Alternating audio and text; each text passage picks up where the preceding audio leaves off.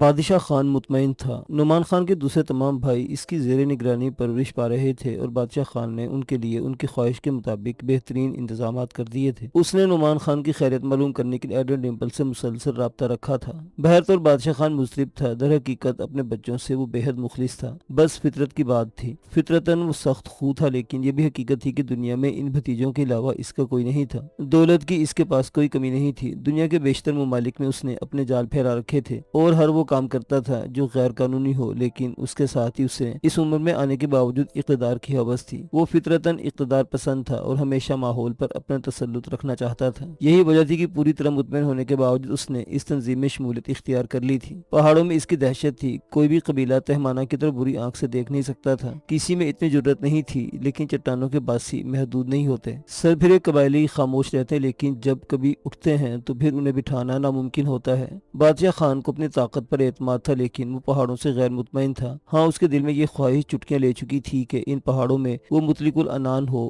وہاں اس کے نام کا سکہ جاری ہو، اور لوگ جب پہاڑوں کا نام لے تو بادشاہ خان کے نام کے ساتھ۔ یہ اقتدار وہ اپنے طور پر نہیں حاصل کر سکتا تھا۔ دنیا دیکھی تھی، تعلیم یافتہ تھا، ملکوں کی سیاست سے واقف تھا۔ اس نے اندازہ لگا لیا کہ کسی بھی اقتدار کو قائم کرنے کے لیے کچھ سہارے درکار ہوتے ہیں۔ ساری دنیا اسی انداز میں چل رہی ہے، چنانچہ اس تصور کے ساتھ اس نے اس تنظیم میں شمولیت اختیار کی تھی۔ تنظیم نے اسے یقین دلایا تھا کہ اس کے مفادات کے لیے یہ کام کیا جائے گا، اور اس کے عمل بھی ثبوت بھی دیے گئے تھے، اور اس کے اسمگلنگ کے کاروبار کو بھرپور سہارا دیا تھا، اور اس طرح بادشاہ خان اس کالے کاروبار کا بے تاج بادشاہ بن گیا تھا۔ لیکن وہ پچھلے چند دنوں سے ایک عجیب سا اضطراب محسوس کر رہا تھا۔ اس کی سمجھ میں نہیں آ رہا تھا کہ اب اسے کیا قدم اٹھانا چاہیے۔ شیران، مارلینو، نعمان خان، تنظیم، یہ 4 ایسے مسئلے تھے جن پر وہ مسلسل سوچتا رہتا تھا۔ پھر اس نے ایک فیصلہ کیا۔ اس کے خاص دوستوں میں سے 2 اہم ترین افراد یعنی ہینڈرک اور بریٹو شیرانی کے ہاتھوں مارلینو کے لیے موت کے گھاٹ اتر چکے تھے۔ یہ خیال اسے کچھ جاندار محسوس ہو رہا تھا کہ اگر مارلینو کو کسی طرح منظر عام پر لے آیا جائے تو پھر شیران پر ہاتھ ڈالنا مشکل نہ ہوگا۔ شیران کے بارے میں اس نے اب تک جو تفصیلات سنی تھیں، اس میں یہ بات نمایاں تھی کہ شیران مارلینو سے بہت عقیدت رکھتا ہے اور اس کے لیے سب کچھ کرنے پر آمادہ ہوتا ہے۔ اگر مارلینو کسی طرح کانگو سے نکل کر عام جگہ آ جائے اور بادشاہ خان اس پر ہاتھ ڈال سکے تو شیران کو تلاش کرنا مشکل کام نہ ہوگا۔ اس طرح 2 خطرناک دشمنوں کا خاتمہ ہو سکے گا۔ ویسے بھی بادشاہ خان پر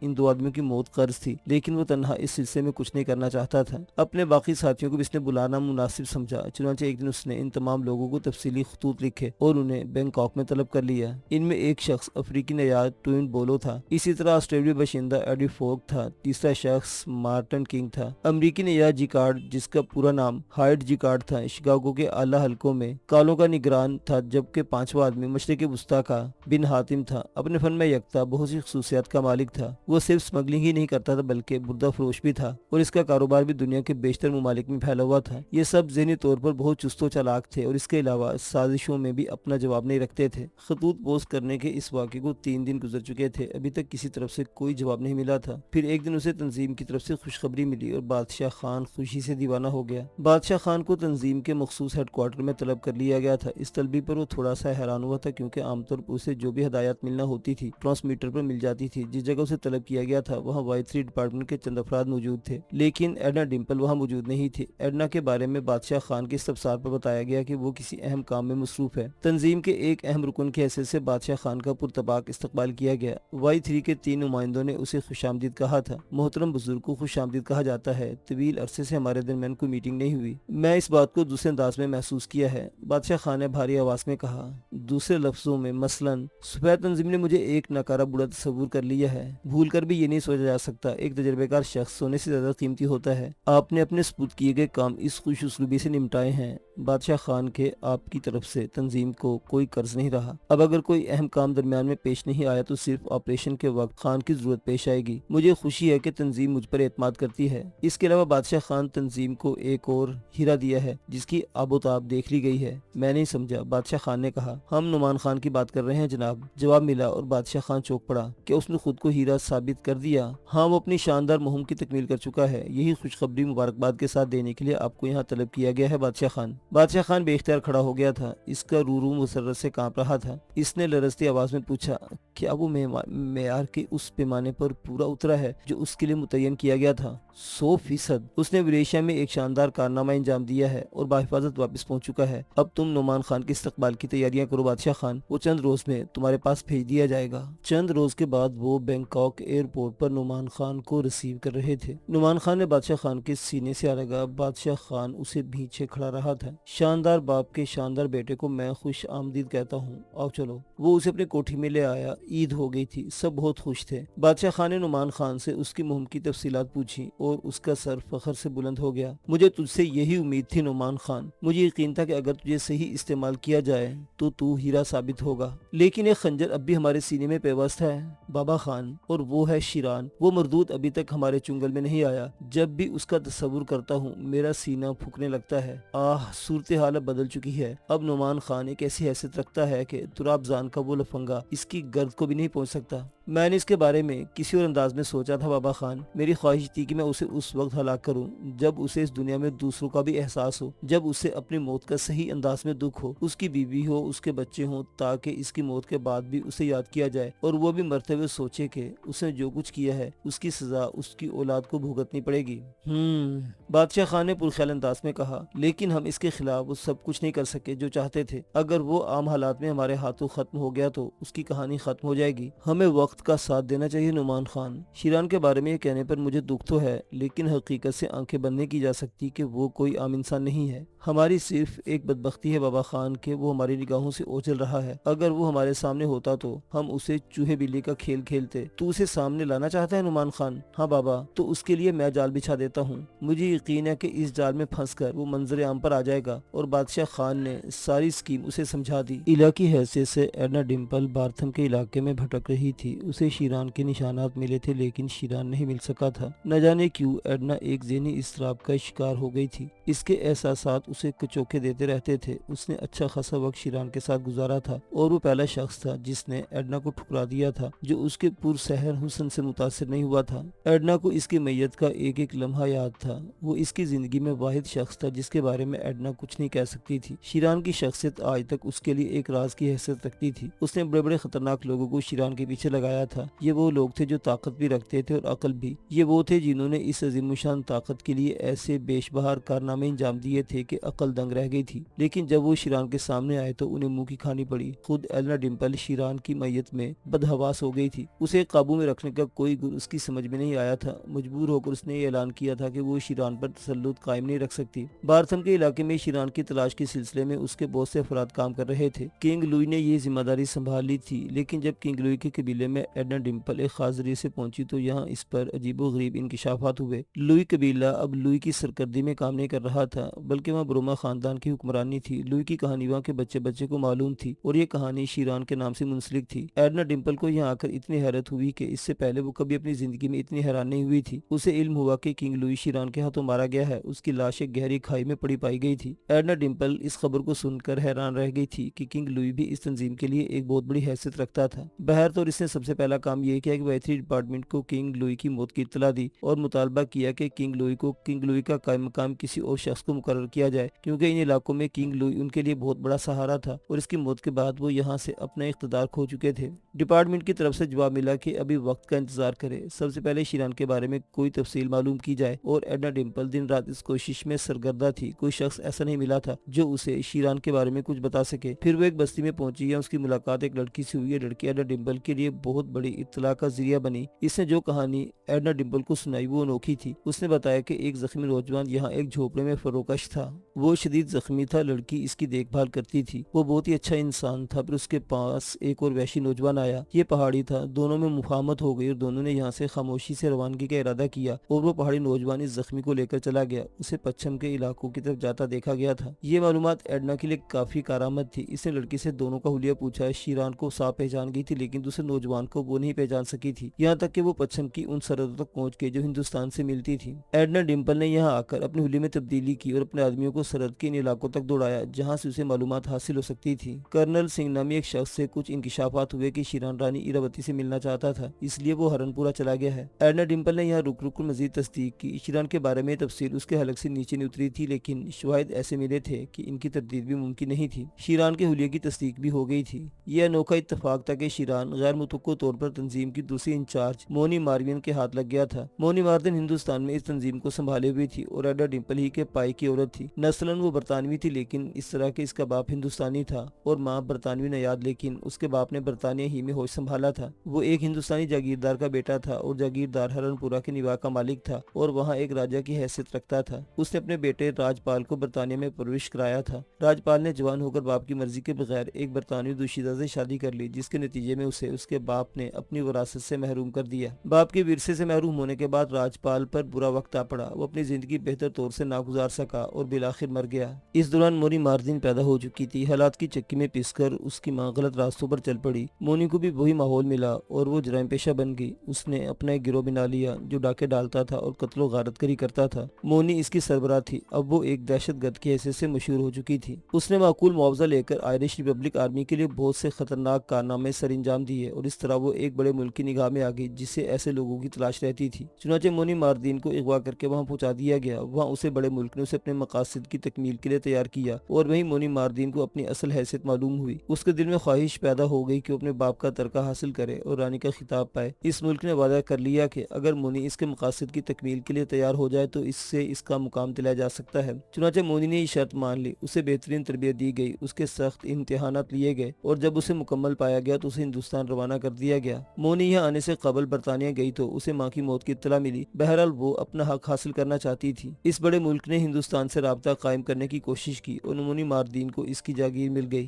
دو طرفہ چال تھی۔ مونی ماردین مقامی انچارج کی حیثیت سے اس ملک کے بڑے معاملات کی نگرانی کرنے لگی۔ اس کے علاوہ اس کی جاگیر میں اس بڑے ملک نے اپنا ایک ایٹمک پروجیکٹ قائم کیا تھا جہاں اطراف کے دوسرے ممالک کے خلاف بہت سے کام ہوتے تھے۔ اس پروجیکٹ کی نگرانی کے لیے مونی جیسی ہی کسی زیرک شخصیت کی ضرورت تھی، چنانچہ مقصد بھی حاصل ہو گیا اور مونی ماردین وہاں رانی ایراوتی کی حیثیت سے مصروف عمل ہو گئی۔ اس نے ہر طرح سے خود کو اس منصب کا اہل ثابت کر دیا تھا۔ بہرحال یہ بات قابل اطمینان تھی کہ شیران ابھی تنظیم ہی کی تحویل میں ہے۔ یہ ایڈنا ڈمپل کی ذمہ داری تھی کہ وہ شیران کو نگاہ میں رکھے، کیونکہ تنظیم شیران سے ایک اہم کام لینا چاہتی تھی۔ جب ڈمپل کو یقین ہو گیا کہ اس کی حاصل شدہ معلومات درست ہیں تو اس نے بارتھم کے علاقے سے واپسی کا فیصلہ کر لیا اور یوں وہ شیران کی تلاش کی ایک طویل مشقت سے نکل کر بینکاک پہنچ گئی۔ اس نے اپنے ڈپارٹمنٹ کو واپسی کی اطلاع دی اور اسے Y3 ہاؤس طلب کر لیا گیا جہاں اس کا استقبال چند اہم لوگوں نے کیا تھا۔ شیران کہاں ہے؟ اس سے سوال کیا گیا۔ وہ ہندوستان کی سرحد میں داخل ہو چکا ہے۔ کیا واقعی اس نے کنگ لوئی جیسے شخص کو ہلاک کر دیا؟ ہاں، شیران کو قریب سے دیکھنے والے اس بات پر حیرت نہیں کر سکتے۔ آپ لوگ اس سے ناواقف ہیں۔ خیر، یہ دیگر بات ہے۔ اس موضوع پر دوسرے لوگ ڈسکس کر رہے ہیں۔ ہمارے سامنے شیرانی کا موضوع ہے۔ کیا تم معلوم کرنے میں کامیاب ہو گئی کہ شیران کس طرح بارتھم کے علاقے سے نکل کر ہندوستان میں داخل ہوا؟ جی ہاں جناب، میں اس سلسلے میں تفصیل معلوم کر کے ہی واپس آئی ہوں، ایڈنا ڈمپل نے جواب دیا اور باقی تمام تر واقعہ تفصیل سے بتا دیے۔ شیران کا رانی ایراوتی کے پاس پہنچنا کیا معنی رکھتا ہے؟ میں اس سلسلے میں کچھ نہیں جانتی۔ خیر، یہ کوئی اہم مسئلہ نہیں۔ رانی ایراوتی یا مونی ماردین سے ہم اس سلسلے میں معلومات حاصل کر سکتے ہیں۔ اس کا انتظام کر لیا جائے گا، لیکن تم سے ایک اور مشورہ کرنا ہے۔ جی جناب، فرمائیے۔ تمہیں جیسا کہ علم ہے ایڈنا، شیران کو ہلاک کیا جا سکتا تھا۔ اتنا بڑا مسئلہ نہیں ہے۔ وہ ہمارے لیے تنظیم اتنی ناکارہ نہیں ہے کہ کسی ایک آدمی کو ہلاک نہ کر سکے، لیکن اس کے لیے جو فیصلہ کیا گیا تھا تنظیم آج تک اسی پر قائم ہے۔ پہاڑوں میں بادشاہ خان کی پوزیشن کے بارے میں اب کوئی فیصلہ نہیں کیا جا سکتا کہ وہ سب سے بڑی پوزیشن کا مالک ہے۔ دراصل ان قبائلیوں کی خو عجیب ہے۔ یہ ہر اس شخص کی اہمیت دیتے ہیں جو اپنے آپ کو برتر ثابت کر دے، اور سچی بات یہ کہ شیران بادشاہ خان کی پوزیشن پر کاری ضرب لگا چکا ہے۔ اگر بادشاہ خان اسے ہلاک کر کے اپنے علاقے میں پیش کر دے تو اپنی حیثیت بحال کر سکتا ہے، ورنہ دوسری شکل میں اس کے قبیلے والے اس کا مذاق اڑاتے رہیں گے اور اس کی برتری کو تسلیم نہیں کریں گے۔ بادشاہ خان ابھی تک شیران کا بال بھی بیکا نہیں کر سکا ہے، لیکن ان لوگوں کے دلوں میں شیران کے خلاف بے پناہ نفرت ہے۔ وہ آج بھی اس کی موت کے خواہاں ہے۔ شیران کی افادیت کو ہم نظر انداز نہیں کر سکتے، لیکن ابھی چند روز کے اندر اندر بادشاہ خان کے بھتیجے نعمان خان نے تنظیم میں ایک خاص حیثیت حاصل کر لی ہے۔ Y3 ڈپارٹمنٹ کے نے کہا، میں نہیں سمجھی جناب، وہ کیا حیثیت ہے؟ ایڈنا ڈمپل نے پوچھا۔ جیسا کہ تمہیں معلوم ہے ایڈنا، نعمان خان کو ایک اہم ترین مہم پر ولیشیا بھیجا گیا تھا۔ نعمان خان نے حیرت انگیز طور پر اپنی فراست و ذہانت سے کام لے کر وہ مہم سر انجام دے دی ہے۔ جس طرح اس نے یہ کارنامہ انجام دیا ہے اس سے تنظیم بہت متاثر ہوئی ہے۔ نعمان خان جرری اور بہادر آدمی ہے۔ ان دونوں چیزوں کے ساتھ ساتھ وہ زیرک بھی ہے۔ اس نے جس ذہانت سے خفیہ آبدوزوں کے اڈے کی تباہی کی پلاننگ کی، اس سے ایڈمرل کراؤش بہت متاثر ہے، اور اس نے جو رپورٹ تنظیم کو دی ہے وہ نعمان خان के लिए 100% नंबर लाती है। एडमिरल क्राउच से अपनी रिपोर्ट में कहा है कि ये शख्स काबिल एहतराम है। जब ये काम करता है तो मौत को भूल जाता है और हर तरह के खतरनाक हालात में कूद पड़ने के लिए तैयार रहता है, लेकिन इसके साथ साथ इसे जो मुहिम सौंपी जाती है वो इसकी अंजामदही के लिए पूरी जहानत से काम लेता है। गोया जहानत और दिलेरी इस शख्स में जमा हो गई है और उसे तंजीम के एक अहम रुकन की हैसियत दी जा सकती है। इस रिपोर्ट के बाद हमारे आला हुक्म कुछ उलझनों का शिकार हो गए हैं। मसलन एडा डिम्पल ने सवाल किया, मसलन ये कि शिरान को जिन खुसूसियात की वजह से हमने मुंतखब किया था और सोचा था कि अगर वो हमारे मकसद के लिए बेहतर साबित हो सके तो उसे बादशाह खान की जगह दे दी जाए और बादशाह खान को बूढ़ा होने की वजह से माजूल कर दिया जाए क्योंकि वो शिरान पर काबू नहीं पा सका और मुमकिन है इसकी एक कमजोरी हमारे लिए ऑपरेशन के लिए नुकसानदेह साबित हो। लेकिन नुमान खान की पेशकश और तरीकाकार से अंदाजा हुआ कि नुमान खान भी बादशाह खान की जगह लेने का अहल है। इस तरह बादशाह खान की दिल शिकनी भी नहीं होगी और ये बात भी तय है कि बादशाह खान ने तंजीम के लिए बहुत कुछ किया है। हम अपने बेहतर मुफाद में हैं और तंजीम के मकासद के हक में अगर बादशाह खान को माजूल कर देते तो हमें थोड़ा सा तरद्दुद जरूर होता, लेकिन बहरतौर हमारे लिए जरूरी था। अब दो हलके हैं, एक हल्का बदस्तूर शिरान का तरफदार है और दूसरा हल्का नुमान खान की सिफारिश करता है। यहाँ पर यह फैसला करना है एडना डिम्पल कि हम अपने ऑपरेशन के लिए शिरान का इंतखाब करें या नुमान खान का। चंद चीजें नुमान खान के हक में जाती हैं और वो ये कि वो ज़हीन और वहशी होने के साथ साथ जहानत का इस्तेमाल भी करता है। इसकी दिलेरी उसे इसके मकसद के लिए आंखें बंद करके आगे कूदने पर मजबूर कर देती है और उसकी जहानत इस आग में अपने लिए सही रास्तों का इंतखाब कर लेती है। ये चीज हमारे हक में जाती है, जबकि इसके बरक्स शिरान सिर्फ वहशी है और अमल करना जानता है। मैं कुछ अर्ज करूँ जनाब? एडना डिम्पल ने कहा, हाँ हाँ जरूर। एक बात नुमान खान की रिपोर्ट में इसके खिलाफ भी जाती है। वो क्या? वो जनाब ये कि हमें एक दिलेर और वहशी सिर्फ इंसान चाहिए, अक्लमंद नहीं। और अगर इसके अंदर अकल से सोचने की कुव्वतें हैं तो हमारे ऑपरेशन को नुकसान भी पहुंच सकता है। एडना डिम्पल ने जवाब दिया, वो अच्छा पॉइंट है, काबिल गौर भी है। मैं इसकी पुरजोर तायद करती हूँ जनाब। अगर नुमान खान जीरक है, चालाक है, तो क्या वो अपनी बस्तियों में, अपने इलाकों में वो तबाही पसंद करेगा जो हमारे जरिए नाजिल हुई है? वो यकीनन इसके बारे में गौर करेगा, सोचेगा और ये सोच हमारे मकसद के लिए नुकसानदेह साबित हो सकती है। जबकि इसके बरक्स शिरान सिर्फ अमल का पैकर है। इसकी वहशत खेजी को हवा दी जाए तो वो हर अकदाम करेगा जो हमारे मुफाद में होगा। वो सिर्फ तहरीक का मुतमन्नी है। इसके दिल में तहरीक पैदा कर दी जाए तो वो अपने मकसद की तकमील में लग जाएगा, ये सोचे समझे बगैर के उससे क्या नताज पैदा होंगे। दूसरी बात यह कि इन पहाड़ों से वो इतना मुखलिस नहीं होगा जितना नुमान खान। वो सिर्फ इससे मुखलिस होगा जो इसके हक में बेहतर साबित होगा। बिल्कुल ठीक कहा तुमने, वाकई काबिल गौर बात है, सोचा जा सकता है इस पर। बल्कि तुम्हारी तजवीज को हम वाई3 डिपार्टमेंट के हवाले तहरीरी तौर पर करेंगे, लेकिन इसके साथ साथ ही एडा डिम्पल, तुम्हारी इस राय के साथ साथ हम इस तजवीज की मुखालफत भी नहीं करेंगे जो हमें दूसरे हलकों से मौसूल हुई है। वो तजवीज क्या है जनाब? तजवीज ये है कि नुमान खान की मौजूदा रिपोर्ट के मुताबिक इसको भी आजमा लिया जाए और उसका एक तरीका है कि और वो ये कि इन दोनों को एक दूसरे के मुकाबले ले आया जाए। मैं नहीं समझी, डिम्पल ने कहा। शिरान के बारे में जो मालूमात तुमने हासिल की हैं उनके तहत अंदाजा तो हो चुका है कि वो इस वक्त हिंदुस्तान में है, बल्कि इरावती के पास है। और अगर वो नहीं है और वहाँ से जा चुका है तब भी मोनी मार्दन हमें इसके बारे में सही मालूमात फराहम कर सकती है कि वो इस वक्त कहाँ होगा। मोनी मार्दन के बारे में तुम जानती हो अड्डन कि वो ज़हीन औरत है और हर काम जहानत से करने की आदी है। उसने शिरान को नजरअंदाज नहीं किया होगा। उसे पता होगा कि शिरान कहाँ है। हम शिरान के हक में रुकावटें पैदा नहीं करेंगे, बल्कि नुमान खान को इसके लिए तैयार करते हैं कि वो शिरान से भिड़ जाए। लेकिन जनाब के सिलसिले में नुमान खान ये नहीं सोचेगा कि तंजीम इसे शिरान के खिलाफ क्यों इस्तेमाल करना चाहती है। नहीं एडना डिम्पल, तंजीम की जो तजवीज़ है वो बहुत शानदार है। नुमान खान को बिल्कुल ये पता नहीं चलेगा कि उसे शिरान के मुकाबिल भेजा जा रहा है। तुम जानते हो कि पहाड़ों में होने वाले हादसे की वजह से नुमान खान खुद भी शिरान का दुश्मन है और ये लोग उसे हलाक करना चाहते हैं। अब अगर किसी मुहिम पर नुमान खान को हिंदुस्तान भेजा जाए और उन इलाकों में पहुंचा दिया जाए जहाँ शिरान मौजूद है, तो क्या वो शिरान को देखकर खुद पर काबू रख सकेगा? नहीं, हरगिज नहीं। चुनांचे इस तरह दोनों एक दूसरे के आमने सामने आ जाएंगे और फैसला हो जाएगा। और ये फैसला क्या होगा जनाब? दोनों में से एक की मौत। शिरान की फितरत के बारे में हमारे पास जो रिपोर्टें मौजूद है उससे अंदाजा होता है कि वो अपने मद्दे मुकाबिल को जिंदा छोड़ने का आदी नहीं। और नुमान खान हरचंद के समझदार उस लीके का नौजवान है, लेकिन शिरान से इसके मामला जिस अंदाज में चले हैं उससे बात यकीनी है कि वो शिरान को देखने के बाद खुद पर काबू नहीं पा सकेगा, बल्कि मुमकिन है वो इस वहशत में तंजीम के मकासद भी फरामोश कर दे। हमें इससे गर्ज नहीं, बल्कि हमारा मकसद तो ये है कि दोनों आमने सामने आ जाए और उनमें से एक बाकी रह जाए। जो बाकी रह जाएगा उसे हम आखिरी शक्ल दे देंगे, यानी पहाड़ों में ऑपरेशन के लिए वही आखिरी आदमी होगा। जबकि ये तय किया जा चुका है कि बादशाह खान नामौजू आदमी है, तहम ہم اسے اس وقت تک برقرار رکھیں گے جب تک ہمارا آپریشن شروع نہیں ہو جاتا، Y3 ڈپارٹمنٹ کے اس رکن نے کہا، اور ایڈنا ڈمپل سوچ میں گم ہو گئی۔ اس کے دل میں پھر ایک عجیب سا احساس چھا گیا تھا۔ شیران کی صورت اس کی نگاہوں میں گھوم رہی تھی۔ اگر نعمان خان شیران کو ہلاک کرنے میں کامیاب ہو گیا تو شیران وحشیوں کا وحشی، جاہل گنوار، درندوں سے درندوں ہی کی طرح لڑنے والا اور انہیں ختم کرنے والا سرخ و سفید چہرے کا حسین نوجوان جس کی ہر ادا میں الڑپن ہے لیکن ایک شفاف کیفیت لیے ہوئے، اگر شیران مر گیا تو کیا ایڈنا ڈمپل اس کی موت کا خلاپور کر سکے گی؟ بعض اوقات کچھ لوگ اس طرح ذہن و دل میں سرایت کر جاتے ہیں کہ پتہ بھی نہیں چلتا، لیکن وہ تو شاید اس فطرت کا مالک ہی نہیں تھا۔ اس کی فطرت ہی عجیب تھی۔ ایڈنا ڈمپل اس کے خیالوں میں کھو گئی اور Y3 ڈپارٹمنٹ کے آدمی اس کی شکل دیکھتے رہے۔ وہ یہ نہیں سمجھے تھے کہ ایڈنا ڈمپل کی دلی کیفیت کیا ہے، وہ تو یہ سمجھ رہے تھے کہ ایڈنا ڈمپل اس بارے میں سنجیدگی سے غور کر رہی ہے۔ پھر اس رکن نے کہا، آپ فیصلہ کر لیں میڈم ڈمپل، آپ کو اس کے لیے کچھ وقت دیا جا سکتا ہے۔